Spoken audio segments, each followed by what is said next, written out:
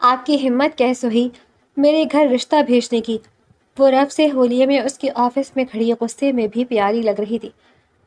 محراب آفندی دلکشی سے مسکرایا اپنی جیت پر۔ اس نے جب سے آفس جوائن کیا تھا وہ اس کی پسندیدہ نگاہوں میں آ گئی تھی، لیکن وہ ایک غریب لڑکی تھی۔ وہ اس کے گھر رشتہ بھیج چکا تھا، تب پتہ چلا اس کی منگنی اپنے کزن سے ہو چکی ہے، تو غصے میں محراب نے اس کے گھر والوں کو جھوٹی کہانی سنا دی۔ وہ اسے پسند کرتی ہے تبھی رشتہ آیا ہے۔ یہ تم نے اچھا نہیں کیا میرے ساتھ، میں تمہاری کبھی نہیں بنوں گی۔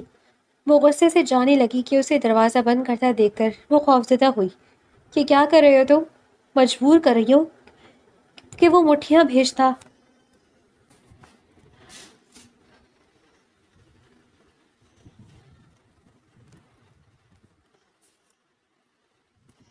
حیا نے غصے سے شیشے کا دروازہ اس زور سے دھکیلا کہ باہر بیٹھی سیکرٹری گھبرا کر اپنی جگہ سے اٹھ کھڑی ہوئی۔ میڈم پلیز، آپ اپائنٹمنٹ کے بغیر اندر نہیں جا سکتی۔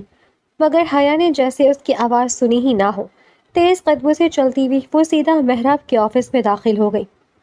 سامنے محراب اپنی کرسی پر بیٹھا ایک فائل کا آخری صفحہ دیکھ رہا تھا۔ اس نے سر اٹھایا، حیا کو دیکھا تو اس کی ہونٹوں پر بے اختیار ایک ہلکی سی مسکراہٹ پھیل گئی، جیسے اسے پہلے سے ہی معلوم تھا کہ وہ آج ضرور آئے گی۔ یہی مسکراہٹ حیا کے غصے میں مزید آنکھ بھڑکا گئی تھی۔ وہ تیزی سے اس کے سامنے پہنچی اور پوری قوت سے اس کے میز پر ہاتھ مارا۔ تمہاری ہمت کیسے ہوئی؟ اس کی آواز پورے کمرے میں گونجی۔ میں نے تمہاری نوکری تمہارے منہ پر مار کر بات ختم کر دی تھی، پر تم ہوتے کون ہو میرے گھر رشتہ بھیجنے والے؟ کس حق سے میرے گھر والوں کے سامنے جھوٹ بولا؟ باہر کھڑی سیکرٹری پریشانی سے دونوں کو دیکھ رہی تھی۔ محراب نے سکون سے صرف ایک نظر اس کی طرف ڈالی اور ہلکا سا اشارہ کیا۔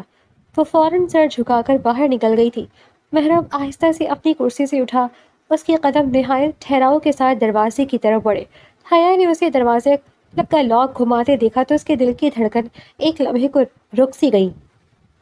یہ کیا کر رہے ہو؟ دروازہ بند مت کرو، میں تم سے بات کر رہی ہوں۔ اس کی آواز میں پہلی بار غصے کے ساتھ گھبراہٹ بھی شامل ہو گئی تھی۔ محراب نے دروازہ بند کیا، مرا اور خاموش نگاہوں سے اسے دیکھنے لگا۔ تم خود مجھے یہ سب کرنے پر مجبور کر رہی ہو حیا۔ اس کا لہجہ نرم تھا مگر اس میں ایسا اعتماد تھا جو حیا کو اور زیادہ کھل رہا تھا۔ مجبور؟ وہ تلخی سے ہنسی۔ جس لڑکے سے میری منگنی ہو چکی ہے، میں اس سے محبت کرتی ہوں۔ تم نے کیوں میرے گھر والوں سے جھوٹ بولا؟ کیوں کہا کہ وہ لڑکا دھوکے باز ہے اور میں تم سے محبت کرتی ہوں؟ کیوں کہا تم نے میرے بارے میں سب جانتے ہو؟ تم نے میری زندگی برباد کرنے کی کوشش کیوں کی؟ محراب چند لمحے خاموش رہا، پھر آہستہ سے بولا، اگر تمہارے گھر والے واقعی اتنے سمجھدار ہیں اور جس شخص سے تم محبت کرتی ہو وہ واقعی اتنا ہی اچھا ہے، تو میری طرف صرف ایک بار سب نے یقین کیوں کر لیا؟ ایک لمحے کو بھی کسی نے تم پر بھروسہ کیوں نہیں کیا؟ حیا کے چہرے کا رنگ بدل گیا مگر اس نے فوراً خود کو سنبھال لیا۔ محراب ایک قدم اس کی طرف بڑھا۔ اس لیے کہ دنیا سچ نہیں دیکھتی، دنیا طاقت دیکھتی ہے۔ آج کے زمانے میں عزت، سچائی، محبت، سب کچھ پیسے کے سامنے چھوٹا پڑ جاتا ہے۔ میرے پاس دولت ہے، اختیار ہے، اثر و فروغ ہے، اور تمہارے پاس؟ اس نے ایک لمحے کو رک کر اسے دیکھا۔ صرف حسن ہے۔ حیا کی آنکھوں میں نفرت دہک اٹھی۔ وہ تیزی سے اس کے بالکل قریب آ گئی۔ دونوں کے درمیان اب انچ بھر کا ہی فاصلہ رہ گیا تھا۔ اس نے انگلی اٹھا کر اس کے سینے کی طرف اشارہ کیا۔ اپنے اس غرور کو اپنے پاس ہی رکھو۔ تمہارا ہی پیسہ، تمہارا یہ روب میرے پاؤں کی جوتی کے برابر بھی نہیں۔ اس کے ہر لفظ میں آگ تھی۔ نفرت کرتی ہوں میں تم سے، شادی تو بہت دور کی بات ہے، میں تمہارا نام لینا بھی پسند نہیں کرتی۔ تم جیسے انسان خرید سکتے ہو، دل نہیں۔ محبت پر قبضہ نہیں کیا جا سکتا۔ محراب نے بغیر پلک جھپکائے اسے دیکھا۔ اس کے چہرے پر غصہ نہ تھا، نہ شرمندگی، صرف ایک پراسرار سکون۔ حیا نے دانت بھیجتے ہوئے آخری بار کہا، آج کے بعد میرے پیچھے مت آنا۔ کہ دوبارہ میری زندگی میں آنے کی کوشش بھی کی تو میں وہ کروں گی جس کا تم نے کبھی تصور بھی نہیں کیا ہوگا۔ غریب ضرور ہوں لیکن کمزور نہیں ہوں۔ اس نے فوراً مڑ کر دروازہ کھولا اور تیز قدموں سے باہر نکل گئی تھی۔ اس کے جانے کے بعد چند لمحے پورا کمرہ خاموش رہا۔ محراب نے آہستہ سے اپنی جیب میں ہاتھ ڈالا، ہلکی سی مسکراہٹ اس کے لبوں پر پھر سے لوٹ آئی۔ وہ کھڑکی کی طرف دیکھتے ہوئے دھیرے سے بولا، ابتدائے عشق ہے، روتا ہے کیا، آگے آگے دیکھ ہوتا ہے کیا۔ یہ شعر کہتے ہی اس نے بلند قہقہہ لگایا تھا۔ رات کی تاریخی ہر سو پھیل گئی تھی۔ حیا اپنے کمرے کے بستر کے کنارے بیٹھی تھی۔ اس کی آنکھیں مسلسل رونے سے سرخ ہو چکی تھی اور دونوں ہاتھ بے اختیار ایک دوسرے میں الجھے ہوئے تھے۔ اچانک باہر سے ایک مانوس آواز اس کے کانوں سے ٹکرائی۔ السلام علیکم۔ دانیال کی آواز سنتے ہی وہ چونک کر کھڑی ہوئی۔ ایک لمحہ بھی ضائع کیے بغیر کمرے سے باہر نکلی۔ ڈرائنگ روم میں دانیال خاموشی سے کھڑا تھا، چہرے پر پہلے جیسی اپنائیت نہیں بلکہ ایک اجنبیت تھی چھائی ہوئی تھی۔ حیا کو دیکھتے ہی وہ سیدھا ہو کر کھڑا ہو گیا۔ شاہد صاحب نے ایک نظر اپنی بیٹی پر ڈالی، پھر دانیال کے چہرے کو دیکھا۔ شاید وہ سمجھ گئے کہ اب یہ بات ان دونوں کے درمیان ہی ہونی چاہیے۔ وہ خاموشی سے اٹھے اور بغیر کچھ کہے اپنے کمرے میں چلے گئے۔ دروازہ بند ہوتے ہی حیا کی آنکھوں میں بھرے آنسو بہہ نکلے۔ وہ چند قدم آگے بڑھی۔ دانیال، تم نے واقعی اس انسان کی بات پر یقین کر لیا؟ اس کی آواز ٹوٹ رہی تھی۔ تمہیں میری ایک بات پر بھی بھروسہ نہیں آیا؟ دانیال نے نظریں چرائیں، پھر گہرا سانس لے کر بولا، اتنا بڑا آدمی، اتنا با اثر انسان، آخر وہ جھوٹ کیوں بولے گا حیا؟ اسے تم جیسی ایک غریب لڑکی کی ضرورت ہی کیا ہے کہ وہ اتنی بڑی کہانی گڑھے؟ اس نے صاف کہا ہے کہ تم اس سے محبت کرتی ہو، وہ تمہارے لیے رشتہ لے کر آیا ہے۔ حیا نے بے یقینی سے سر ہلایا۔ وہ جھوٹ بول رہا ہے، سب کچھ جھوٹ ہے۔ تم کیوں نہیں سمجھ رہے؟ تم تو مجھے جانتے ہو۔ پھر ایک اجنبی کی بات پر مجھ سے کیوں موڑ رہے ہو؟ دانیال نے تلخی سے ہنس کر کہا، جانتا ہوں، شاید میں کبھی تمہیں جان ہی نہیں سکا۔ وہ ایک قدم پیچھے ہٹا۔ میں نے ہمیشہ تم سے محبت کی، ہر بات میں تمہارا خیال رکھا، ہر مشکل میں تمہارے ساتھ کھڑا رہا، لیکن تم نے کبھی ایک بار بھی نہیں کہا کہ تم بھی مجھ سے محبت کرتی ہو۔ ہمیشہ میں ہی جھکتا رہا، ہمیشہ میں ہی یقین دلاتا رہا، کبھی تم نے میرے دل کو سکون دینے کے لیے ایک لفظ بھی نہیں کہا۔ حیا نے فوراً اس کی بات کاٹی، میں نے نہیں کہا کیونکہ مجھے شرم آتی تھی۔ ہر لڑکی اپنی محبت زبان سے نہیں کہہ سکتی، اس کا مطلب یہ تو نہیں کہ میرے دل میں محبت تھی ہی نہیں۔ دانیال نے مایوسی سے اس کی طرف دیکھا، نہیں حیا، اب مجھے لگتا ہے تمہاری خاموشی شرم نہیں تھی، تمہارے دل میں کوئی اور تھا۔ خدا کے لیے ایسا مت کہو۔ وہ روتے ہوئے اس کے قریب آ گئی۔ میں قسم کھا کر کہتی ہوں، میرے دل میں تمہارے سوا کوئی نہیں۔ وہ شخص میری زندگی برباد کرنا چاہتا ہے۔ تم میری آنکھوں میں دیکھو، کیا تمہیں جھوٹ نظر آ رہا ہے؟ دانیال کی پلکیں چند لمحوں کے لیے لرزیں، مگر اگلے ہی لمحے اس نے خود کو سنبھال لیا۔ میں یہاں بحث کرنے نہیں آیا حیا، میں صرف ایک فیصلہ سنانے آیا ہوں۔ اس نے اپنی جیب سے منگنی کی انگوٹھی نکالی اور میز پر رکھ دی۔ آج سے ہمارا رشتہ ختم۔ میں ایک ایسی لڑکی کے ساتھ پوری زندگی نہیں گزار سکتا جس کے بارے میں میرے دل میں اتنا بڑا شک پیدا ہو چکا ہو، چاہے تم سچ کہہ رہی ہو یا جھوٹ۔ میں اب اس شخص کے ساتھ نہیں جی سکتا۔ حیا کا چہرہ زرد پڑ گیا، وہ گھبرا کر اس کے سامنے آ کھڑی ہوئی۔ دانیال، ایسا مت کرو، میری بات سنو، صرف ایک بار میری بات پر یقین کر لو۔ اس نے بے اختیار اس کا ہاتھ پکڑ لیا۔ میں تمہیں کھونا نہیں چاہتی، تم ہی تو ہو میری پوری دنیا، خدا کے لیے مت جاؤ۔ دانیال نے آہستہ سے اپنا ہاتھ اس کی گرفت سے چھڑا لیا۔ اس کی آنکھیں بھی نم ہو چکی تھی، لیکن لہجہ پتھر جیسا سخت تھا۔ اگر آج میں رک گیا تو شاید ساری زندگی خود کو معاف نہیں کر سکوں گا۔ محبت اعتماد مانگتی ہے اور میرا اعتماد مر چکا ہے۔ حیا نے سسکتے ہوئے دوبارہ اس کا راستہ روکنا چاہا، مگر اس نے ایک بار بھی پیچھے مڑ کر نہیں دیکھا۔ وہ تیز قدموں سے دروازے کی طرف بڑھا اور دروازہ کھلا اور باہر نکل گیا۔ دروازہ بند ہونے کی آواز کے ساتھ جیسے حیا کے اندر بھی کچھ ٹوٹ گیا تھا۔ وہ چند لمحے بے جان سی دروازے کو دیکھتی رہی، پھر اس کے قدم لڑکھڑائے۔ وہ آہستہ آہستہ زمین پر بیٹھ گئی، دونوں ہاتھوں سے اپنا چہرہ ڈھانپ لیا اور اس کے ضبط کا آخری سہارا بھی ٹوٹ گیا۔ اس کی سسکیاں پورے وجود کو ہلا رہی تھیں۔ اسے یوں محسوس ہو رہا تھا جیسے ایک ہی دن میں اس سے اس کی محبت، اس کا یقین، اس کا مستقبل سب کچھ چھین لیا گیا ہو، اور وہ چاہ کر بھی کسی کو یہ یقین نہ دلا سکی کہ وہ بے قصور تھی۔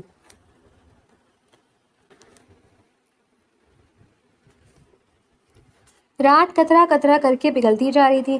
صبح کے صرف 8 بجے تھے، مگر حیا اس سے کئی گھنٹے پہلے ہی جاگ چکی تھی۔ حقیقت تو یہ تھی کہ وہ سوئی ہی کب تھی۔ پوری رات کبھی کروٹ بدلتی رہی، کبھی آنکھیں بند کر کے خود کو سمجھانے کی کوشش کرتی رہی، مگر ہر بار دانیال کا سرد لہجہ، اس کی بے یقین نظریں اور محراب آفندی کا فاتحانہ انداز اس کے ذہن میں گردش کرنے لگا تھا۔ سورج نکلنے تک وہ ایک فیصلہ کر چکی تھی۔ جلدی سے تیار ہوئی، کسی کو کچھ بنا بتائے ضرورت بھی محسوس نہ ہوئی، اور خاموشی سے گھر سے نکل گئی۔ لمبا راستہ طے کرنے کے بعد وہ آخرکار محراب آفندی کی وسیع و عریض کوٹھی کے سامنے کھڑی تھی۔ گیٹ پر موجود گارڈز نے اسے دیکھا ضرور، مگر شاید پہلے سے ہدایت تھی یا وہ اسے پہچان چکے تھے، اس لیے کسی نے اسے روکنے کی کوشش نہیں کی تھی۔ حیا تیز قدموں سے اندر داخل ہوئی، لان عبور کیا اور سیدھی گھر کے اندر چلی گئی۔ ڈائننگ ہال میں ایک بڑے میز کے گرد خاندان ناشتہ کر رہا تھا۔ کاشف صاحب اخبار ایک طرف رکھے بیٹھے تھے۔ ساجدہ بیگم بچوں کو ناشتہ لینے کا کہہ رہی تھی، جبکہ مہراب کی چھوٹی بہن اور بھائی ہنسنے بولتے ایک دوسرے سے الجھ رہے تھے۔ اچانک ایک اجنبی لڑکی کو اس حالت میں اندر آتے دیکھ کر سب چونک کر اس کی طرف متوجہ ہوئے۔ حیا کی سانس غصے سے پھولی ہوئی تھی۔ اس نے چاروں طرف نظریں دوڑائیں مگر مہراب وہاں موجود نہیں تھا۔ اگلے ہی لمحے اس کی آواز پورے ہال میں گونج اٹھی، کہاں ہے مہراب آفندی؟ آج اسے سامنے آنے دو، میں اسے زندہ نہیں چھوڑوں گی۔ آخر سمجھتا کیا ہے خود کو؟ میرے گھر میں تماشا لگا کر بیٹھا ہے اور سوچتا ہے میں خاموش رہوں گی۔ ساجدہ بیگم گھبرا کر فوراً اپنی کرسی سے اٹھی۔ بیٹا ذرا سکون سے بات کرو، تم ہو کون؟ اس طرح ہمارے گھر میں آ کر چیخنے چلانے کا کیا مطلب ہے؟ حیا نے غصے سے ان کی طرف دیکھا۔ اپنے بڑے بیٹے کو بلائے، پھر اسی سے پوچھ لیجیے گا کہ میں کون ہوں۔ اس کی آواز کانپ رہی تھی مگر لہجہ مضبوط تھا۔ اس نے میری پوری زندگی تباہ کر دی ہے۔ میری منگنی ہو چکی تھی، میں کسی اور سے محبت کرتی تھی، مگر آپ کے بیٹے نے میرے گھر رشتہ بھیجا، میرے کردار پر جھوٹ بولا، میرے ہونے والے شوہر کے دل میں میرے لیے شک ڈال دیا۔ بتائیے آخر اسے کس نے حق دیا؟ ڈائننگ ٹیبل پر مکمل خاموشی چھا گئی۔ اس کی آواز کانپ رہی تھی مگر لہجہ مضبوط تھا۔ اس نے میری پوری زندگی تباہ کر دی ہے، میری منگنی ہو چکی ہے، میں کسی اور سے محبت کرتی تھی، مگر آپ کے بیٹے نے میری رشتہ ریجھا، میرے کردار پر جھوٹ بولا، میرے ہونے والے شوہر کے دل میں میرے لیے شک ڈال دیا۔ ڈائننگ ٹیبل پر مکمل خاموشی چھا گئی۔ مہراب کا چھوٹا بھائی حیرت سے کبھی اپنی ماں کو دیکھتا کبھی حیا کو۔ کاشف صاحب بھی فوراً اپنی جگہ سے اٹھ کر اس کے قریب آ گئے۔ انہوں نے تحمل سے کہا، بیٹا اگر واقعی کوئی غلط فہمی ہوئی ہے تو بیٹھ کر بات کرتے ہیں، شور مچانے سے مسئلہ حل نہیں ہوگا۔ مہراب نے اگر تمہارے گھر رشتہ بھیجا ہے تو یقیناً اس کے پیچھے کوئی وجہ ہوگی۔ ہمارا بیٹا کوئی قدم سوچے بغیر نہیں اٹھاتا۔ حیا کی آنکھوں میں جیسے آگ بھڑک اٹھی۔ وجہ؟ وہ تلخے سے ہنسی۔ ایسی کون سی وجہ ہوتی ہے جس کے لیے کسی کی زندگی برباد کر دی جائے، محبت کرنے والے کو جدا کر دیا جائے، جھوٹ بول کر ایک لڑکی کی عزت کو داؤ پر لگا دیا جائے؟ اس نے نفرت سے سر جھٹکا۔ آپ کے بیٹے نے کہا ہے کہ میں اسے محبت کرتی ہوں، میں اس انسان سے جس کی شکل دیکھنا بھی مجھے گوارا نہیں۔ اس کے الفاظ ایک ایک کر کے تیر بن کر نکل رہے تھے۔ اس 2 کے غرور بھرے انسان سے میں محبت کروں گی، میں تو اس کا نام سننا بھی پسند نہیں کرتی۔ ساجدہ بیگم کے چہرے پر پریشانی نمایاں ہو گئی۔ بیٹا زبان سنبھال کر بات کرو، وہ ہمارا بیٹا ہے، اگر اس سے غلطی ہوئی بھی ہے تو ہم اس سے پوچھیں گے، لیکن کچھ نہیں۔ حیا نے ان کی بات کاٹ دی۔ آپ اپنی اولاد کو سمجھا دیں کہ میری زندگی سے دور رہے، میرے گھر والوں کو دوبارہ کبھی دھوکہ دینے کی کوشش نہ کریں۔ اس سے کہہ دیجیے وہ دنیا کا آخری مرد بھی رہ جائے تب بھی میں اسے شادی نہیں کروں گی، یہ میرا آخری فیصلہ ہے۔ کاشف صاحب نے ایک بار پھر نرمی سے کہا، بیٹے کم از کم مہراب کے آنے کا انتظار تو کر لو، ایک طرف کی بات سن کر فیصلہ کرنا انصاف نہیں ہوتا۔ حیا نے بے اختیار آنسو صاف کیے اور سر نفی میں ہلا دیا۔ مجھے اس کی کوئی وضاحت نہیں سننی۔ کچھ لوگ اپنی دولت کے نشے میں یہ بھول جاتے ہیں کہ ہر چیز خریدی نہیں جا سکتی۔ اسے جا کر بتا دیجیے گا، اس نے میری محبت توڑ دی، میرا یقین چھین لیا، لیکن مجھے جھکانا اس کی بس کی بات نہیں۔ یہ کہہ کر وہ ایک لمحہ بھی وہاں نہ رکی، مڑی اور اسی تیزی سے باہر نکل گئی جس تیزی سے اندر آئی تھی۔ دروازہ بند ہونے کی آواز کے بعد پورا ڈائننگ ہال ساکت ہو گیا۔ ساجدہ بیگم نے بے اختیار کاشف صاحب کی طرف دیکھا، پھر آہستہ سے بولی، یہ لڑکی جو کچھ کہہ رہی تھی کیا واقعی مہراب نے ایسا کیا ہے؟ کاشف صاحب نے گہرا سانس لیا مگر ان کے پاس بھی کوئی جواب نہیں تھا۔ میز پر بیٹھے سب افراد ایک دوسرے کی طرف دیکھ رہے تھے جیسے چند لمحوں میں ان کے اپنے گھر کے بارے میں ایسی حقیقت سامنے آ گئی ہو جس کا تصور بھی کسی نے نہیں کیا تھا۔ فی الحال اب مہراب کا انتظار ہو رہا تھا جو آفس کے جانے کے لیے نیچے آنے والا تھا۔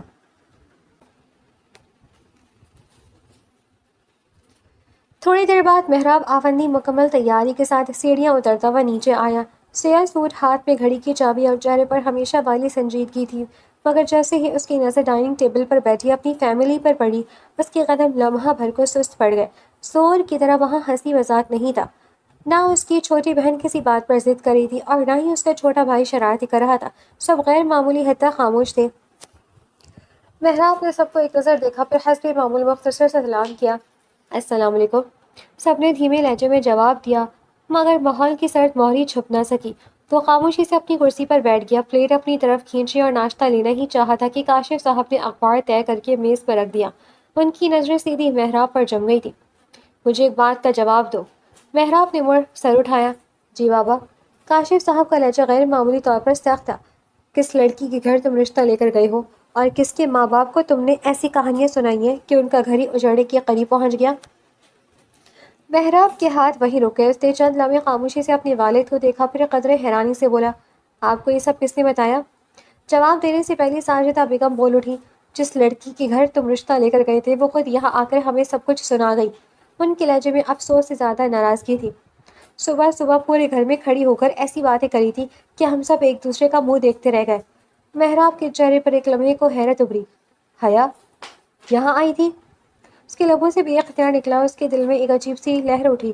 اسے یہ جان کر خوشی ہوئی کہ وہ اس کے گھر تک آ پہنچی تھی، مگر اگلی لمحے اسے اندازہ ہوا کہ وہ صرف ملنے نہیں آئی ہوگی. ہاں آئی تھی. کاشف صاحب کی آواز پہلے سے زیادہ سخت ہو گئی. اور ہمیں اچھی خاصی ذلت کر کے گئی ہے. ساجدہ بیگم نے غصے سے کہا. کہہ رہی تھی تم 2 ٹکے کے انسان ہو، تمہاری شکل تک دیکھنا پسند نہیں کرتی. دنیا کا آخری مرد بھی تم رہ جاؤ تو بھی وہ تم سے شادی نہیں کرے گی. یہ ہے جناب تمہاری پسند؟ محراب خاموشی سے سنتا رہا. اگر پسند ہی کرنی تھی تو کوئی تمیزدار سلجھی ہوئی لڑکی پسند کرتے. یہ کیسی زبان تھی اس کی؟ ہمارے گھر آ کر انگلی اٹھا رہی تھی، ہمیں سنا رہی تھی، تمہیں برا بھلا کہہ رہی تھی. کیا اسی دن کے لیے ہم نے تمہیں آزادی دی تھی؟ ساجدہ بیگم نے ناراضی سے کہا. کاشف صاحب نے گھبرا کر اور گہرا سانس لیا. ایک بات سمجھ میں نہیں آئی محراب، اگر تم واقعی اس لڑکی سے شادی کرنا چاہتے ہو تو اس کے گھر جا کر جھوٹ بولنے کی کیا ضرورت تھی؟ کیا رشتے اس طرح مانگے جاتے ہیں؟ محراب نے آہستہ سے پانی کا گلاس اٹھایا، ایک گھونٹ لیا اور میز پر رکھ دیا. اس کے چہرے پر خاموشی تھی، مگر اندر غصہ آہستہ آہستہ بھڑک رہا تھا. حیا کو اس کے گھر آنا اسے برا نہیں لگا تھا، بلکہ کسی حد تک اسے یہی توقع تھی. مگر اس نے اس کے والدین کے سامنے جو انداز اختیار کیا وہ اس کے لیے ناقابل برداشت تھا. اس کی انگلیاں بے اختیار مٹھی کی شکل اختیار کر گئیں. ساجدہ بیگم اب بھی بول رہی تھی. تمہیں اندازہ بھی ہے وہ لوگ کیا سوچیں گے؟ اگر وہ لڑکی باہر بھی یہی سب باتیں کرتی پھری تو ہماری عزت کا کیا ہوگا؟ محراب نے نظر جھکا لی. اس کے ذہن میں حیا کا غصے سے بھرا چہرہ گھوم رہا تھا. وہی الفاظ بار بار گونج رہے تھے. 2 ٹکے کا انسان، دنیا کا آخری مرد بھی ہوا تو بھی شادی نہیں کروں گی. اس کی جبڑوں کی نسیں ابھر آئی تھیں. کاشف صاحب نے ایک بار پھر پوچھا، ہم تم سے بات کریں محراب، آخر خاموش کیوں ہوں؟ کیا واقعی اس لڑکی کی ہر بات سچی ہے؟ چند لمحوں بعد محراب نے آہستہ سے اپنی کرسی پیچھے سرکائی. اس کے چہرے پر اب وہ مانوس سکون نہیں تھا، بلکہ ایک دبی ہوئی سختی صاف دکھائی دے رہی تھی. اس نے صرف اتنا کہا، جو کچھ کیا ہے سوچ سمجھ کر کیا ہے، اور جو آگے ہوگا وہ بھی سوچ سمجھ کر ہی ہوگا. اس نے مزید کوئی وضاحت نہیں دی. گاڑی کی چابی اٹھائی اور خاموشی سے وہاں سے نکل گیا.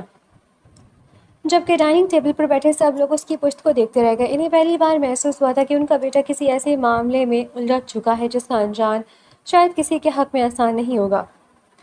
پورا دن معمول کے مطابق بیت گیا تھا. رات کی تاریخی ہر سو پھیل گئی تھی. حیا اپنے والدین کے ساتھ دسترخوان پر بیٹھی کھانا کھا رہی تھی. تینوں کے درمیان خاموشی چھائی ہوئی تھی. دن بھر کے واقعات نے جیسے سب کی بولتی بند کر دی تھی. چند لمحے بعد اچانک دروازے پر زوردار دستک ہوئی. شاہد صاحب نے نوالا پلیٹ میں رکھا اور دھیرے سے اٹھتے ہوئے بولے، تم لوگ کھانا کھاؤ، میں دیکھتا ہوں اس وقت کون آیا ہے. وہ دروازے کی طرف گئے. کنڈی کھولی تو ان کے قدم وہیں جم گئے. سامنے محراب آفندی کھڑا تھا. اس کے ایک ہاتھ میں پستول تھی. اس کے پیچھے 5 مسلح گارڈز خاموشی سے کھڑے تھے اور ان کے ساتھ سفید لباس میں ایک مولوی صاحب بھی موجود تھے. شاہد صاحب کے چہرے کا رنگ اڑ گیا. آپ اس وقت خیریت ہے؟ محراب نے انہیں جواب دینے کا موقع ہی نہ دیا. وہ سیدھا اندر داخل ہو گیا. گارڈ بھی اس کے پیچھے آ گئے. شاہد صاحب گھبرائے ہوئے اس کے پیچھے چلتے ہوئے بولے، میں نے ابھی آپ کی کوئی جواب نہیں دیا تھا، آپ اس طرح؟ محراب نے پلٹ کر انہیں سرد نگاہوں سے دیکھا. جہنم میں گیا آپ کا جواب. اپنی بیٹی کو ابھی کے ابھی باہر بلائیں. آج اسی وقت ہمارا نکاح ہوگا. اگر کسی نے انکار کیا تو انجام بہت برا ہوگا. اس کے لہجے میں ایسا جمود تھا کہ ایک لمحے کو شاہد صاحب کی زبان بند ہو گئی. یہ کیا طریقہ ہے؟ انہوں نے بمشکل کہا. طریقہ؟ محراب کی آنکھوں میں سختی اتر آئی. میں عزت کے ساتھ آپ کے دروازے پر آیا تھا، اپنا رشتہ مانگا تھا، اور آج صبح آپ کی بیٹی میرے گھر جا کر میرے ماں باپ کے سامنے مجھے ذلیل کر کے آئی ہے. میرے اپنے گھر میں میرا سر جھکا دیا. آج میں ابھی اسی زبان میں جواب دینے آیا ہوں جس زبان میں اس نے بات کی تھی. اتنے میں اس کی آواز سن کر نرمین بیگم اور حیا بھی باہر آ گئی. حیا نے محراب کو دیکھا تو اس کی آنکھوں میں نفرت بھر گئی. تم؟ اس نے غصے سے کہا. تمہاری اوقات یہی ہے کہ تمہیں تمہارے گھر والے گھنٹوں بٹھا کر سنائے. میں تو حیران ہوں، انہوں نے صرف باتوں پر گزارا کر لیا. تمہارا غرور توڑ دینا چاہیے تھا. محراب کے چہرے پہ غلاظت تن گئی. اگلے لمحے اس نے پستول اٹھا کر سیدھا حیا کی طرف کر دی. زبان اب بھی نہیں بدلی تمہاری۔ اس نے دھیمی مگر خوفناک آواز میں کہا، آج فیصلہ ہو جائے گا، یا تو تم میری بنو گی بیوی یا پھر کسی اور کی بیٹی بھی نہیں رہو گی۔ حیا نے ایک قدم آگے بڑھا کر کہا، تم خود کو عاشق کہتے ہو نا؟ محبت کرنے والے بندوق لے کر آتے ہیں، دھمکیاں دیتے ہیں، یہی محبت ہے تمہاری؟ محراب تلخ ہنسا، اور عزت کرنے والے کسی کے گھر جا کر اس کے ماں باپ کے سامنے اسے رسوا کرتے ہیں؟ صبح تم نے میری عزت خواب ملائی تھی، اب میں تمہیں بتاؤں گا کہ ذلت کا احساس کیسا ہوتا ہے۔ یہ دونوں باتیں ایک جیسی نہیں ہیں، حیا چیخی، فرق صرف تمہاری سوچ میں ہے۔ محراب نے ہاتھ کے اشارے سے اپنے گارڈز کو حکم دیا۔ اگلے ہی لمحے 2 گارڈ آگے بڑھے اور انہوں نے شاہد صاحب کے سر پر بھی پستول تان دی۔ نرمین بیگم کے منہ سے چیخ نکل گئی۔ شاہد صاحب ساکت کھڑے تھے۔ حیا کا رنگ زرد پڑ گیا۔ یہ کیا کر رہے ہو؟ وہ چیخی، بندوق نیچے کرو۔ محراب کی نظریں اس پر جمی تھی۔ آخری بار پوچھ رہا ہوں، نکاح کے لیے ہاں کرتی ہو یا؟ اس نے اپنے گارڈ کی طرف دیکھ کر سرد لہجے میں کہا، ٹریگر دبا دو۔ گارڈ نے انگلی ٹریگر پر مضبوط کر لی۔ حیا کے قدموں تلے جیسے زمین نکل گئی۔ نہیں، وہ چیختی ہوئی اپنے باپ کی طرف لپکی مگر گارڈ نے اسے روک دیا۔ خدا کے لیے ایسا مت کرو۔ اس کی آواز سسکیوں میں بدل گئی۔ محراب کے چہرے پر کوئی تاثر نہ آیا۔ فیصلہ تمہارے ہاتھ میں ہے۔ نرمین بیگم روتی ہوئی اپنی بیٹی کے سامنے آ گئی۔ انہوں نے کانپتے ہاتھ جوڑ دیے۔ حیا، خدا کے لیے مان جا، ضد چھوڑ دے۔ میں اپنے شوہر کی لاش نہیں دیکھ سکتی۔ تیرے بابا کو کچھ ہو گیا تو ہم زندہ نہیں رہیں گے۔ حیا نے اپنی ماں کو دیکھا، پھر اپنے والد کی طرف جن کے ماتھے پر بندوق کی نالی ٹکی ہوئی تھی۔ اس کی سانسیں بے ترتیب ہو گئی تھیں، آنسو مسلسل بہہ رہے تھے۔ چند لمحے وہ بے بس کھڑی رہی، پھر جیسے اس کے اندر کی آخری طاقت بھی ٹوٹ گئی، اس نے لرزتے ہوئے لب کھولے، میں راضی ہوں۔ اس کی آواز اتنی دھیمی تھی کہ خود اسے بھی مشکل سے سنائی دی۔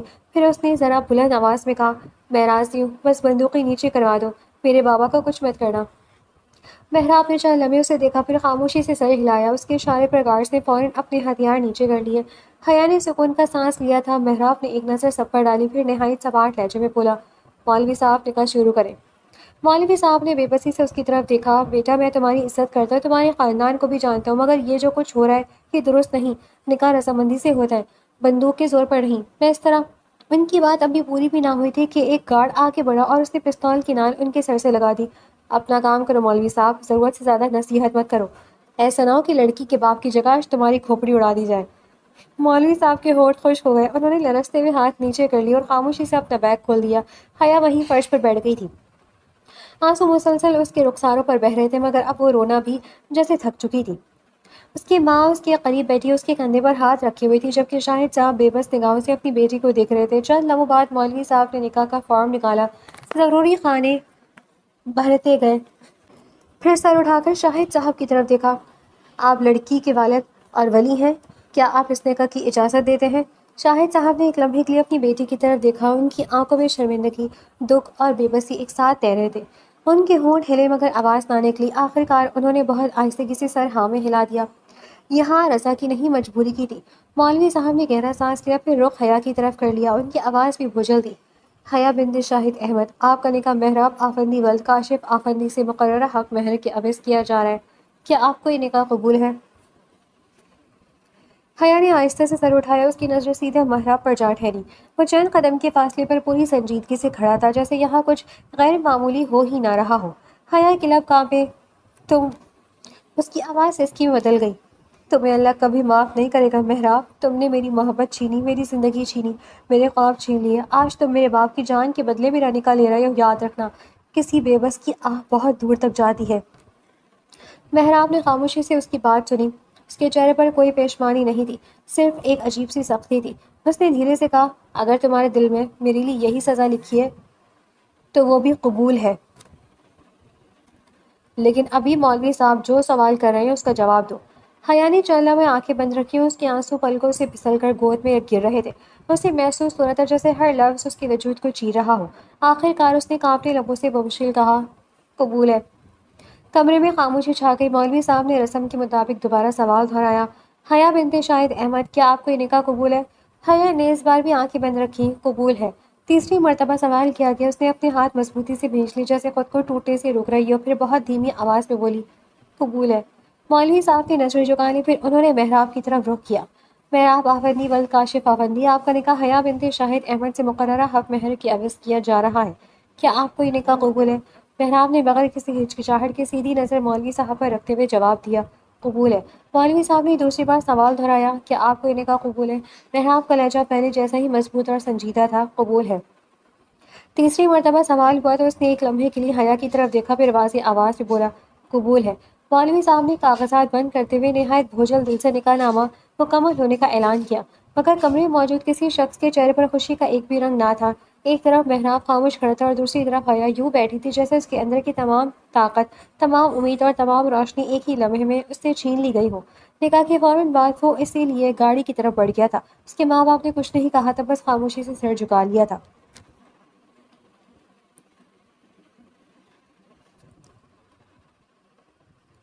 ایک لمبی مسافت طے کر کے وہ لوگ کوٹھی پہنچ گئے تھے۔ گاڑی آہستہ سے کوٹھی کے پورچ میں آ کر رکی۔ پورا راستہ حیا نے ایک لفظ تک نہیں بولا تھا۔ اس کی نظریں مسلسل کھڑکی کے باہر جمی رہیں، جیسے وہ خود کو یقین دلانے کی کوشش کر رہی ہو کہ یہ سب ایک برا خواب ہے جو کسی بھی لمحے ٹوٹ جائے گا۔ دوسری طرف محراب بھی غیر معمولی حد تک خاموش تھا۔ اس نے انجن بند کیا، چند لمحے اسٹیئرنگ پر ہاتھ رکھے بیٹھا رہا، پھر سنجیدہ لہجے میں بولا، ایک بات اچھی طرح سن لو، اندر جا کر تم میرے ماں باپ سے معافی مانگو گی۔ صبح جو تماشا تم نے میرے گھر آ کر کیا تھا اسے بھی تم ہی ختم کرو گی۔ اگر تم نے ضد کی تو مجھے پھر وہ طریقہ اختیار کرنا پڑے گا جو تمہیں بالکل پسند نہیں آئے گا۔ حیا نے فوراً اس کی طرف دیکھا، اس کی آنکھوں میں تھکن بھی تھی اور غصہ بھی۔ تم اب بھی دھمکی دے رہے ہو؟ اس نے کڑوی ہنسی ہنستے ہوئے کہا، تم نے عزت سے رشتہ مانگا تھا، سچ کہو محراب، تم میرے گھر گئے تھے یا میری عزت کو میرے اپنے ماں باپ کی نظروں میں گرانے؟ تم نے جھوٹ بولا، میرے کردار پر سوال اٹھایا، میری منگنی توڑوائی اور اب خود کو عزت دار کہہ رہے ہو۔ محراب نے اس کی بات مکمل ہونے دی، پھر دھیرے سے بولا، میں مانتا ہوں میں نے تمہارے گھر والوں کے سامنے تمہارے بارے میں وہ باتیں کہیں جن سے تمہاری ذات پر سوال اٹھا۔ یہ میری غلطی تھی یا نہیں، اس پر بحث بعد میں کر لینا، لیکن ایک بات یاد رکھو، میں نے تمہارے والدین سے بدتمیزی نہیں کی تھی، وہ مجھ سے بڑے تھے اس لیے میں نے اپنی آواز تک بلند نہیں کی۔ وہ ذرا سا اس کی طرف جھکا، اور تم نے میرے گھر جا کر میرے والدین کے سامنے جس لہجے میں بات کی وہ غلط تھا، وہ تم سے بڑے ہیں، ان سے معافی مانگنا تمہاری ذمہ داری ہے، میری نہیں۔ حیا چند میں خاموشی سے اسے دیکھتی رہی۔ اس کے ذہن میں صبح کا منظر گھوم گیا۔ غصے میں واقعی ساجدہ بیگم اور کاشف صاحب کے سامنے بہت تلخ لہجے میں بول گئی تھی، حالانکہ ان دونوں نے اس کے ساتھ کوئی بدتمیزی نہیں کی تھی۔ اس نے آہستہ سے نظر جھکا لی، ٹھیک ہے۔ اس کی آواز بہت دھیمی تھی، میں ان سے معافی مانگ لوں گی کیونکہ اس بار میں واقعی میری غلطی تھی، لیکن اس کا مطلب یہ مت سمجھنا کہ میں تمہیں معاف کر چکی ہوں۔ محراب نے کوئی جواب نہیں دیا، وہ گاڑی سے اترا، دوسری طرف آ کر دروازہ کھولا۔ حیا بھی خاموشی سے باہر آ گئی۔ دونوں ساتھ ساتھ چلتے ہوئے گھر کے اندر داخل ہو گئے۔ لاؤنج میں کاشف صاحب اور ساجدہ بیگم بیٹھے کسی بات میں مصروف تھے۔ قدموں کی آہٹ سن کر دونوں نے سر اٹھایا، پہلے محراب پر نظر پڑی، پھر اس کے ساتھ کھڑی حیا پر۔ دونوں ایک دم اپنی جگہ سے کھڑے ہو گئے۔ ساجدہ بیگم نے حیرت سے پوچھا، یہ لڑکی؟ کاشف صاحب کی پیشانی پر بل پڑ گئے۔ محراب، یہ سب کیا ہے؟ محراب نے نہایت سادہ لہجے میں جواب دیا، میں نے شادی کر لی ہے۔ چند لمحوں کے لیے مکمل خاموشی چھا گئی، پھر اس نے حیا کی طرف دیکھ کر صاف لفظوں میں کہا، یہ میری بیوی ہے۔ کاشف صاحب بے اختیار بول اٹھے، تمہارا دماغ ٹھیک ہے؟ تم کیا کہہ رہے ہو؟ شادی کب، کیسے؟ محراب نے مختصر سا جواب دیا، نکاح ہو چکا ہے، باقی باتیں بعد میں کر لیں گے۔ پھر اس نے نگاہوں سے حیا کو اشارہ کیا۔ حیا کے لیے وہ چند قدم شاید پوری زندگی سے بھی زیادہ بھاری تھے۔ اس نے ساجدہ بیگم اور کاشف صاحب کی طرف دیکھا، پھر دھیرے سے بولی، صبح میں جو یہاں آئی تھی میں نے غصے میں بہت غلط انداز اختیار کیا۔ آپ دونوں نے میرے ساتھ بدتمیزی نہیں کی تھی، پھر بھی میں نے آپ لوگوں سے اونچی آواز سے بات کی، اس کے لیے میں واقعی شرمندہ ہوں۔ اگر ممکن ہو تو مجھے معاف کر دیجیے گا۔ اس کی آواز میں دکھ تھا، غرور نہیں۔ ساجدہ بیگم نے حیرت سے پہلے حیا کو دیکھا، پھر اپنے بیٹے کی طرف۔ ان کے ذہن میں بے شمار سوال تھے، مگر کوئی لفظ زبان پر نہیں آ رہا تھا۔ کاشف صاحب بھی خاموش کھڑے رہے، جیسے وہ اب تک اس اچانک خبر کو سمجھنے کی کوشش کر رہے ہو۔ محراب نے آگے بڑھ کر حیا کا ہاتھ تھاما لیا۔ اس کی گرفت مضبوط تھی مگر لہجہ پہلے سے نرم تھا، یہ میری بیوی ہے اور میرے لیے بہت عزیز ہے۔ اس نے اپنے والدین کو دیکھتے ہوئے کہا، جس طرح بڑی بہو کو عزت دی جائے گی اسی طرح اسے بھی اس گھر کی بہو سمجھ کر عزت دیجیے گا، باقی باتیں وقت آنے پر میں خود سمجھا دوں گا۔ کسی کے کچھ کہنے سے پہلے وہ حیا کو اپنے ساتھ ہی سیڑھیوں کی طرف بڑھ گیا تھا۔ حیا نے ایک لمحے کے لیے پیچھے مڑ کر ساجدہ بیگم اور کاشف صاحب کو دیکھا۔ دونوں کے چہروں پر حیرت، تشویش اور بے یقینی ایک ساتھ موجود تھی، جبکہ وہ خود اس نئے گھر کی دہلیز پار کرتے ہوئے محسوس کر رہی تھی کہ اس کی زندگی کا ہر راستہ اب اس کی اپنی مرضی سے بہت دور جا چکا ہے۔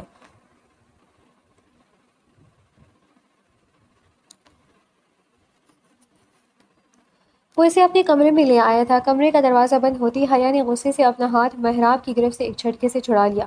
اس کی کلائی پر اس کی انگلیوں کے ہلکے سے سرخ نشان اب بھی موجود تھے۔ وہ چند قدم پیچھے ہٹی اور نفرت بھری نگاہوں سے اسے دیکھنے لگی۔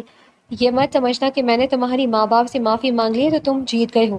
اس کی آواز میں تھکن تھی مگر لہجہ ابھی بھی مضبوط تھا۔ میں نے صرف اس لیے معافی مانگی کیونکہ وہ مجھ سے بڑے ہیں۔ صبح غصے میں مجھ سے غلطی ہوئی تھی، مجھے ان سے اس انداز میں بات نہیں کرنی چاہیے تھی۔ اس معافی کا تم سے یا تمہاری حرکتوں سے کوئی تعلق نہیں۔ مہراب نے کوٹ اتار کر کرسی پر رکھا اور پوری سنجیدگی سے اس کی طرف دیکھا۔ میں نے کب کہا کہ میں جیت گیا ہوں؟ وہ آہستہ سے بولا، میری جیت اس دن ہوگی جس دن تم اپنی مرضی سے مجھے اپنا شوہر مانو گی، اس سے پہلے نہیں۔ حیا نے تلخی سے ہنس کر کہا، وہ دن کبھی نہیں آئے گا۔ مہراب نے ایک لمحہ خاموش رہ کر موبائل جیب سے نکالا۔ اس سے پہلے کہ تم ہمیشہ کے لیے میرے بارے میں فیصلہ کر لو، ایک چیز سن لو۔ حیا نے فوراً منہ موڑ لیا، مجھے تمہارے منہ سے کچھ نہیں سننا، تمہارے ہر لفظ میں جھوٹ ہے، بہتر ہے خاموش رہو، یہ میری بات نہیں ہے۔ مہراب نے موبائل کی اسکرین روشن کرتے ہوئے کہا، صرف 2 منٹ، اگر اس کے بعد بھی تم چاہو تو میں دوبارہ کبھی اس موضوع پر بات نہیں کروں گا۔ جواب کا انتظار کیے بغیر اس نے ریکارڈنگ چلا دی۔ اگلے ہی لمحے کمرے میں دانیال کی آواز گونجنے لگی، جی مہراب سر، مجھے پیسے مل چکے ہیں، اب آپ آرام سے ان کی گھر رشتہ لے جا سکتے ہیں، میں خود ہی حیا سے منگنی ختم کر دوں گا۔ سچ بتاؤں تو مجھے حیا سے کبھی محبت نہیں تھی۔ جب وہ آپ کی کمپنی میں نوکری کرتی تھی تو مجھے لگا تھا مستقبل محفوظ ہو جائے گا، اس لیے میں نے رشتہ قبول کیا تھا۔ اب وہ نوکری چھوڑ چکی ہے تو میرے لیے وہ بات باقی نہیں رہی۔ ویسے بھی آپ جتنی رقم دے رہے ہیں، اس کے بعد اسے چھوڑنے میں مجھے کوئی مسئلہ نہیں، مجھے صرف اپنا مستقبل محفوظ کرنا ہے، محبت جیسی کوئی بات نہیں تھی۔ چند لمحوں بعد مہراب کی آواز سنائی دی، ویری گڈ، باقی بات بعد میں کرتے ہیں۔ ریکارڈنگ ختم ہوتی کمرے میں ایسی خاموشی چھا گئی جیسے وقت رک گیا ہو۔ حیا کی سانسیں بے ترتیب ہو گئی تھیں، اس کی نظریں موبائل کی بند اسکرین پر جمی رہ گئی تھی، اس کے ہونٹ ہلے مگر آواز نہ نکلی۔ مہراب نے آہستہ سے موبائل میز پر رکھ دیا، یہ ہے وہ شخص جس کے لیے تم نے میرے سامنے کھڑے ہو کر کہا تھا کہ تم اس سے محبت کرتی ہو۔ اس کا لہجہ پہلے جیسا سخت نہیں تھا۔ میں یہ نہیں کہہ رہا کہ میں نے سب کچھ درست کیا، میں نے غلطیاں کی، بہت بڑی غلطیاں کی، لیکن ایک بات ضرور جانتا تھا، دانیال تمہارے ساتھ مخلص نہیں تھا۔ حیا نے بمشکل سر اٹھایا، اس کی آنکھوں میں آنسو دوبارہ بھرنے لگے تھے۔ نہیں، اس نے آہستہ سے سر ہلایا، وہ ایسا نہیں کر سکتا، وہ، مگر الفاظ خود اس کا ساتھ چھوڑ گئے۔ ریکارڈنگ ہر دلیل سے زیادہ مضبوط تھی۔ مہراب نے گہرا سانس لیا، تمہارے والدین نے میری دولت نہیں دیکھی، انہوں نے اپنی بیٹی کا مستقبل دیکھا۔ وہ چاہتے تھے کہ تم ایک ایسے گھر جاؤ جہاں کم از کم کوئی تمہیں بیچنے یا خریدنے کا سودا نہ کرے۔ وہ چند لمحے خاموش رہا، پھر نرم لہجے میں بولا، میں مانتا ہوں تمہارے ساتھ بہت جلدی ہوئی ہے، جو کچھ ہوا اس کے بعد تمہیں وقت چاہیے، میں تم پر کوئی حق جتانے نہیں آیا۔ اس نے بستر کی طرف اشارہ کیا، تم آرام سے بیڈ پر سو جاؤ، میں آج صوفے پر سو جاؤں گا، جب تک تم کو تیار نہ ہو میں تم سے کسی ایسے حق کا مطالبہ نہیں کروں گا جسے تم دل سے قبول نہ کرتی ہو۔ یہ کہہ کر وہ مزید کچھ بولے بغیر واش روم کی طرف بڑھ گیا تھا۔ دروازہ بند ہونے کی آواز آئی تو حیا جیسے اپنے وجود کا سہارا کھو بیٹھی، اس کے گھٹنے جواب دے گئے اور وہ آہستہ سے فرش پر بیٹھ گئی تھی۔ اس کی آنکھوں سے آنسو مسلسل بہہ رہے تھے، اسے محسوس ہو رہا تھا جیسے ایک ہی دن میں اس کی پوری دنیا بدل گئی ہو۔ جس شخص کو وہ اپنی زندگی کا سب سے سچا رشتہ سمجھتی تھی، اگر وہ واقعی اس کی محبت کا سودا کر چکا تھا تو پھر اس کے اعتماد کی بنیاد آخر تھی کیا؟ وہ خالی نظروں سے سامنے دیکھتی رہی جیسے اس کے اندر موجود ہر یقین ایک ایک کر کے ٹوٹتا جا رہا ہو۔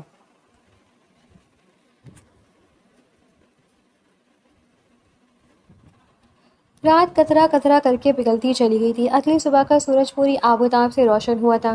صبح کی پہلی روشنی کے ساتھ ہی حیا کی آنکھ کھل گئی تھی۔ چند لمحے وہ خاموشی سے چھت کو دیکھتی رہی، پھر بے اختیار اس کی نظریں صوفے کی طرف اٹھ گئیں۔ مہراب گہری نیند میں نہیں تھا، بار بار کروٹ بدل رہا تھا، اس کا لمبا قد اس چھوٹے سے صوفے پر سمٹ ہی نہیں پا رہا تھا۔ کبھی اس کا بازو نیچے لٹک جاتا، کبھی ٹانگیں صوفے سے باہر نکل آتی۔ حیا چند لمحوں تک خاموشی سے اسے دیکھتی رہی۔ دل میں اب بھی اس کے لیے ناراضگی تھی، مگر یہ بھی صاف نظر آ رہا تھا کہ وہ واقعی پوری رات آرام سے نہیں سو سکا۔ شاید اسی لمحے مہراب کی آنکھ کھل گئی، اس نے پلکیں جھپکائیں اور سامنے بیٹھی حیا کو اپنی طرف دیکھتے پایا۔ دونوں کی نظریں ایک لمحے کے لیے ایک دوسرے سے ملی، نہ حیا نے نظریں چرائی نہ مہراب نے کوئی سوال کیا۔ وہ آہستہ سے اٹھ کر بیٹھ گیا، اپنے کندھوں کو ہلکا سا گھمایا جیسے اکڑن دور کرنے کی کوشش کر رہا ہو، پھر خاموشی سے واش روم کی طرف چلا گیا۔ کچھ دیر بعد جب وہ واپس آیا تو کمرے کی شکل بدل چکی تھی، بستر درست ہو چکا تھا، پردے ترتیب سے لگے تھے، میز پر پڑی چیزیں اپنی جگہ رکھ دی گئی تھی۔ حیا خاموشی سے ایک کشن سیدھا کر رہی تھی۔ مہراب نے خاموشی سے چند لمحوں سے دیکھا، پھر بولا، تمہیں یہ سب کرنے کی ضرورت نہیں ہے، اس گھر میں ملازمین موجود ہیں، وہ یہ کام کر لیا کریں گے۔ حیا نے اس کی طرف دیکھے بغیر جواب دیا، مجھے اپنا پھیلایا ہوا سامان خود سمیٹنے کی عادت ہے۔ پھر پہلی بار اس کی طرف رخ کیا. اور ایک عادت تم بھی ڈال لو، جب تک ہم دونوں ایک کمرہ شیئر کر رہے ہیں میں نہیں چاہتی کہ کوئی ملازم بار بار یہاں آئے. یہ ہمارا ذاتی کمرہ ہے، اسے ہم خود سنبھال لیں گے. محراب نے اس کی بات غور سے سنی، پھر ہلکے سے سر ہلا دیا. اگر یہی تمہاری خواہش ہے تو ٹھیک ہے. وہ الماری سے اپنے کپڑے نکالنے لگا. حیا چند لمحے خاموش کھڑی رہی، جیسے اپنی الفاظ ترتیب دے رہی ہو. پھر آہستہ آہستہ چلتے ہوئے اس کے قریب آ گئی. رات بھر میں نے تمہاری باتوں کے بارے میں بہت سوچا ہے. محراب کے ہاتھ وہیں رک گئے اور حیا نے گہرا سانس لیا. تم نے کہا تھا کہ تمہیں وقت چاہیے، یا یوں کہو تم مجھے وقت دینا چاہتے ہو. میں نے بھی ایک فیصلہ کیا ہے. محراب پوری توجہ سے اس کی طرف متوجہ ہو گیا. مجھے وقت چاہیے، لیکن ایک ہفتہ یا ایک مہینہ نہیں. اس کی آواز سنجیدہ تھی. پورا ایک سال. اس ایک سال میں فیصلہ کروں گی کہ میں تمہارے ساتھ یہ رشتہ نبھا سکتی ہوں یا نہیں. اس سے پہلے مجھ سے کسی امید کی توقع مت رکھنا. محراب کے چہرے پر لمحہ بھر کو حیرت آئی. ایک سال؟ وہ دھیرے سے بولا. یہ بہت لمبا وقت ہے حیا، کچھ کم نہیں ہو سکتا؟ حیا نے فوراً نفی میں سر ہلایا. نہیں، اگر تمہیں میرے ساتھ رہنا ہے تو تمہیں بھی سمجھوتا کرنا ہوگا. صرف میں ہی ہر رات پر قربانی نہیں دوں گی. اس کی آنکھوں میں نمی تھی مگر لہجہ مضبوط تھا. جس طریقے سے تم نے یہ نکاح کیا ہے اس کے بعد تم معافی کے مستحق نہیں ہو. اعتماد ٹوٹنے میں ایک لمحہ لگتا ہے، واپس آنے میں بہت وقت.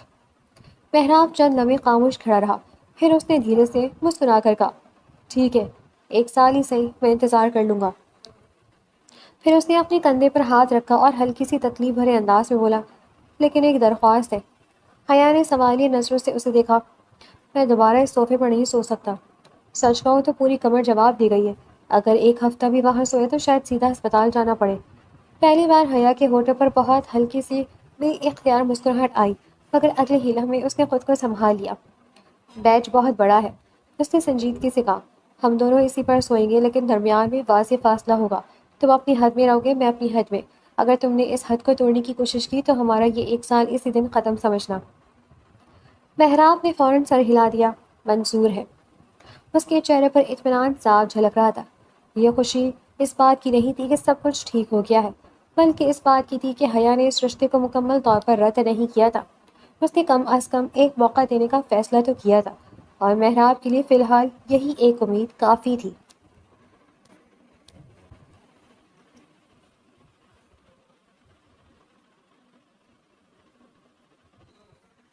وقت گزرا تھا اور چند ماہ گزر چکے تھے. ان 6 مہینوں میں بہت کچھ بدل دیا تھا. ایک ہی کمرے میں رہتے رہتے اجنبیت کی دیواریں دھیرے دھیرے گرنے لگی تھیں. ازدواجی زندگی کا آغاز اب تک نہیں ہوا تھا، کیونکہ محراب نے حیا سے کیا ہوا وعدہ نہ نبھایا تھا. وہ دونوں ایک ہی دسترخوان پر کھانا کھاتے، شام کی چائے ساتھ پیتے، کبھی کسی بات پر بحث ہوتی تو کبھی بے اختیار ہنس پڑتے. حیا دوبارہ کمپنی میں کام کرنے لگی تھی، مگر اب اس کی حیثیت صرف ایک ملازمہ کی نہیں رہی تھی. گھر میں بھی ساجدہ بیگم اسے اپنی بیٹیوں کی طرح ماننے لگی تھی، اور کاشف صاحب جب بھی اسے دیکھتے شفقت سے اس کا حال پوچھنا نہیں بھولتے تھے. آج معمول کا دن تھا. شام کی سیاہی ہر سو پھیلی ہوئی تھی. حیا اپنے کمرے میں بیٹھی کچھ فائلیں دیکھ رہی تھی کہ دروازہ آہستہ سے کھلا. محراب اندر آیا. اس کے ہاتھ میں گلابی رنگ کا کاٹن کینڈی تھا. حیا کی نظر جیسی اس پر پڑی وہ بے اختیار مسکرا کر اپنی جگہ سے کھڑی ہو گئی. یہ میرے لیے ہے؟ اس نے بچوں جیسی خوشی سے پوچھا. محراب نے مسکراتے ہوئے اس کی طرف بڑھا دی. ہاں، تمہارے بابا سے پتہ چلا کہ بچپن میں یہ تمہاری کمزوری ہے. راستے میں دیکھی تو سوچا آج کسی کو خوشی کر دوں. حیا نے خوشی سے وہ لے لی. شکریہ. اس نے چھوٹا سا ٹکڑا توڑ کر کھایا اور بے اختیار ہنس پڑی. اب بھی ویسی ہی لگتی ہے جیسے بچپن میں لگتی تھی. محراب خاموشی سے اسے دیکھتا رہا. اس کے چہرے پر وہ مسکراہٹ تھی جسے دیکھنے کے لیے وہ شاید روز کوئی نہ کوئی بہانہ ڈھونڈتا تھا. چند لمحوں بعد وہ اس کے برابر صوفے پر بیٹھ گیا. اس کے چہرے کی سنجیدگی دیکھ کر حیا نے کاٹن کینڈی ہاتھ میں ہی روک لی تھی. کیا ہوا؟ محراب نے گہرا سانس لیا. آج دل کی ایک بات کرنی ہے. حیا خاموش ہو گئی. حیا، مجھے معاف کر دو. اس نے دھیرے سے کہا. میں نے تمہیں حاصل کرنے کے لیے جو راستہ اختیار کیا وہ غلط تھا. مجھے اتنی زبردستی نہیں کرنی چاہیے تھی. شاید اگر وقت پیچھے لوٹ جائے تو میں بہت سی چیزیں بدل دوں.